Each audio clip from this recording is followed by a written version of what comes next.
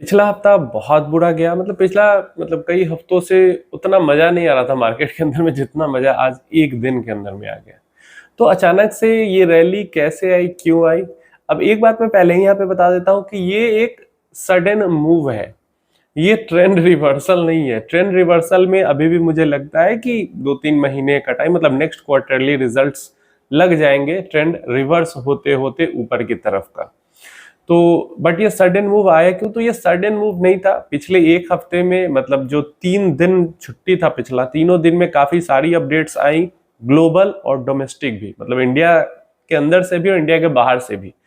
Positive news काफी सारी आई, मतलब ज्यादातर पॉजिटिव न्यूज ही थी। एक बस निगेटिव आई थी न्यूज की, जो अमेरिकी टीम आने वाली है 25 अगस्त को, वो अब नहीं आएगी 25 अगस्त को। तो ट्रेड डील का जो टाइमलाइन है वो बढ़ गया। अब कब लगेगा, कब मतलब ट्रेड डील पूरा होगा, इसका कोई गारंटी नहीं है, क्योंकि जो टीम आने वाली थी नेगोशिएशन के लिए वही कैंसिल हो चुकी है। अब रीशेड्यूल कब होगी पता नहीं।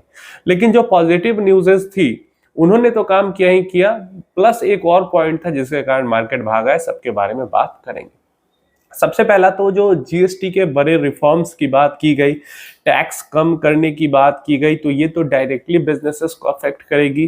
तो इसके कारण मार्केट का सेंटीमेंट जो है वो अच्छा था। इंडिपेंडेंस डे के दिन कई सारे ऐलान किए गए थे, जिसमें से एक बड़ा ऐलान था जीएसटी रिफॉर्म को लेके। अगली जो जीएसटी काउंसिल की मीटिंग होगी उसके अंदर टैक्स स्लैब को लेकर, जीएसटी के जो स्लैब्स होते हैं उसको लेकर बड़ा डिसीजन लिया जा सकता है। और मोदी जी ने कहा, मतलब हमारे प्राइम मिनिस्टर ने कहा कि ऐसा करेंगे और इससे बिजनेसेस को डेफिनेटली फायदा होगा अगर टैक्स कम किया जाता है। तो पहला तो ये पॉइंट था मार्केट का सेंटिमेंट अच्छा करने के लिए।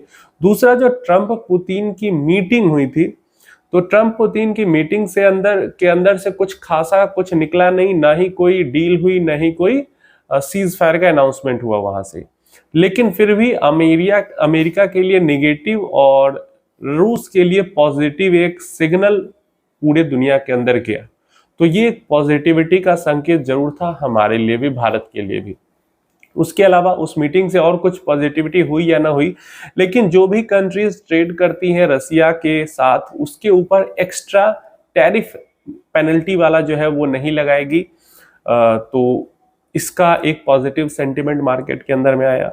इसके अलावा जो 25% एक्स्ट्रा पेनल्टी लगी हुई है भारत के ऊपर, तो अब उम्मीदें ये है कि क्योंकि ये चीजें हो चुकी है, बात वहां से निकल के ट्रम्प की बात आ चुकी है कि एक्स्ट्रा पेनल्टी नहीं लगेगी, तो हो सकता है कि जो ये 25% टैरिफ जब लगने की बात आए तो या तो इसको हटा दिया जाए या फिर और टाइमलाइन इसका एक्सटेंड कर दिया जाए, जैसे चाइना के साथ हो रहा है। तो मतलब पॉजिटिव ही पॉजिटिव ये सब संकेत थी। इसके अलावा हमारे पास स्टील सेक्टर को राहत मिला है, क्योंकि भारत सरकार ने जो एंटी डंपिंग ड्यूटी है उसको अभी जारी रखने का निर्णय लिया। अब एंटी डंपिंग ड्यूटी के कारण जो ये जारी रहेगा, मतलब तो इससे क्या होगा कि बाहरी कंपनी के मुकाबले में हमारे देश की जो कंपनीज हैं उनको फायदा मिलेगा, इस सेक्टर की डोमेस्टिक कंपनीज को तो फायदा मिलेगा। तो पॉजिटिव न्यूज है और सेंटिमेंट इंप्रूव करने वाली न्यूज है। इसके अलावा बीच वीक में, मतलब जब छुट्टी हो, मार्केट बंद हो चुका था, छुट्टी हो चुकी, तो न्यूज आई थी कि S&P ग्लोबल ने भारत की रेटिंग्स को अपग्रेड किया है। तो वो तो एक काफी ही पॉजिटिव न्यूज थी, काफी बड़ी न्यूज थी। तो मेनली S&P का रेटिंग अपग्रेड करना, जीएसटी का रिफॉर्म का बात होना, मेनली मुझे लगता है ये दो बड़े कारण हैं जिसके कारण मार्केट सेंटिमेंट पॉजिटिव आज था। आगे छोटे छोटे कारण तो मैंने बताए। इसके अलावा एक जो बड़ा कारण था कि FIIs जो हैं, जो फॉरेन इन्वेस्टर्स हैं, उन्होंने रिकॉर्ड शॉर्ट कर दिया हुआ है इंडियन मार्केट्स को। मतलब बहुत भयंकर शॉर्ट पोजीशन लेके वो लोग बैठे हुए हैं। तो देखिए, शॉर्ट पोजीशन लेके बैठेंगे तो कहीं ना कहीं तो शॉर्ट कवरिंग आएगी। क्या अगर बेच के रखा है तो नीचे उसको वापस खरीदना भी तो पड़ेगा प्रॉफिट के लिए। तो जब नीचे खरीदेंगे तो फिर जैसे हैवी सेलिंग करके उसको नीचे गिराया है, तो हेविंग बाइंग से वो एक बार का जंप भी आता है। तो ये इस जंप ने भी सपोर्ट किया मार्केट को। तो बस मेन यही 2-3 कारण है। शॉर्ट कवरिंग थोड़ी आ गई, थोड़ा सा मूड माहौल मोदी जी ने बना दिया था, थोड़ा मूड माहौल रूस और अमेरिका की मीटिंग के कारण बन गया था, और थोड़ा भाई रेटिंग अपग्रेड होकर मूड माहौल बन गया था। तो कुल मिलाकर ये कारण थे जिसके कारण जो ये है सडन जंप देखने को मिला है। हो सकता है 1-2 दिन पॉजिटिविटी इसके कारण रहे मार्केट के अंदर में, फिर ट्रंप उधर से कोई तीर छोड़ देंगे, मार्केट फिर वॉलेटाइल हो जाएगा। इसीलिए मैंने कहा कि एक्चुअल में ट्रेंड रिवर्सल में और पॉजिटिविटी आने के लिए मुझे लगता है कि अगला जो क्वार्टरली रिजल्ट्स है वो जरूरी है अच्छा होना। चलिए, ये अपडेट थी मार्केट को लेके। सारा सेक्टर अच्छा था, ग्रीन में था, सिर्फ फार्मा के अंदर पॉजिटिविटी नहीं थी, फ्लैट था। इसके अलावा जो आईटी सेक्टर था वो गिरा हुआ था, इसके अलावा मीडिया काफी गिरा हुआ था।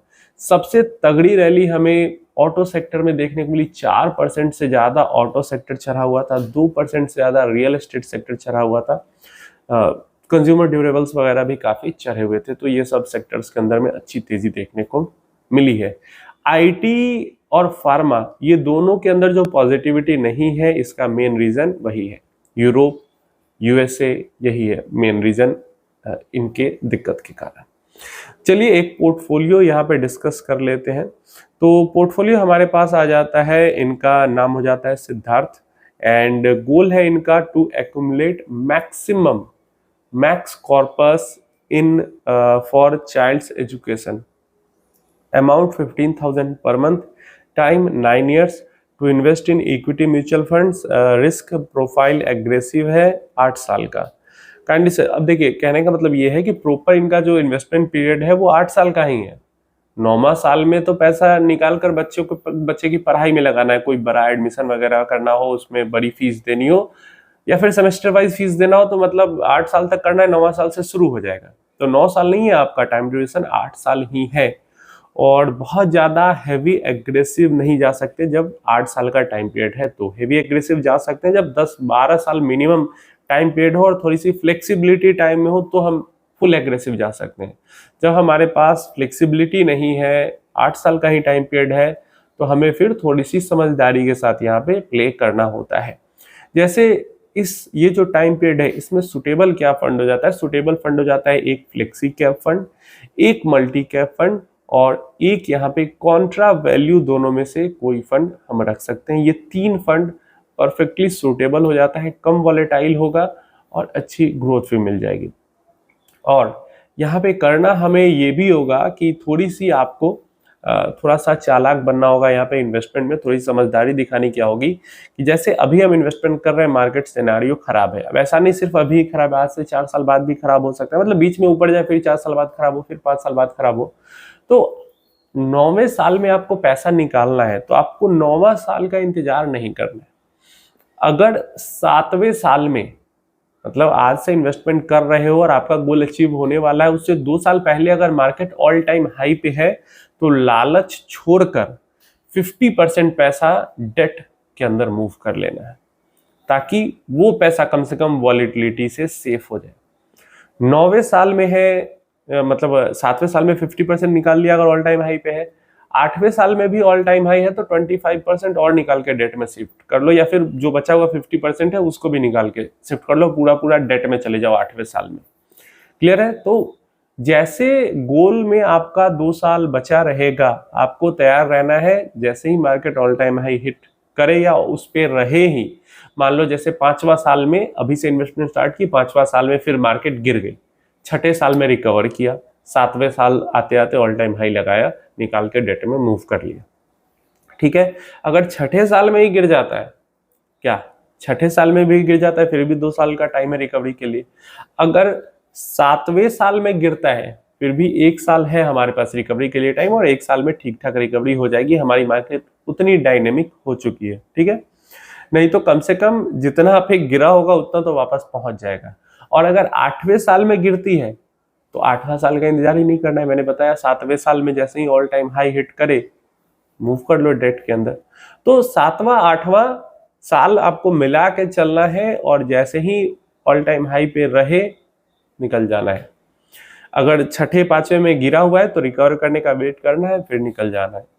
तो इसी तरीके का अप्रोच आपको फॉलो करना पड़ेगा, क्योंकि कम समय में आपको ये ध्यान रखना ही पड़ेगा, आपको थोड़ा देखना पड़ेगा मार्केट को निकलने के लिए। उम्मीद है इन्फॉर्मेशन हेल्पफुल होगी। कोई क्वेश्चन क्वेरी है तो नीचे कमेंट बॉक्स में पूछ लेना।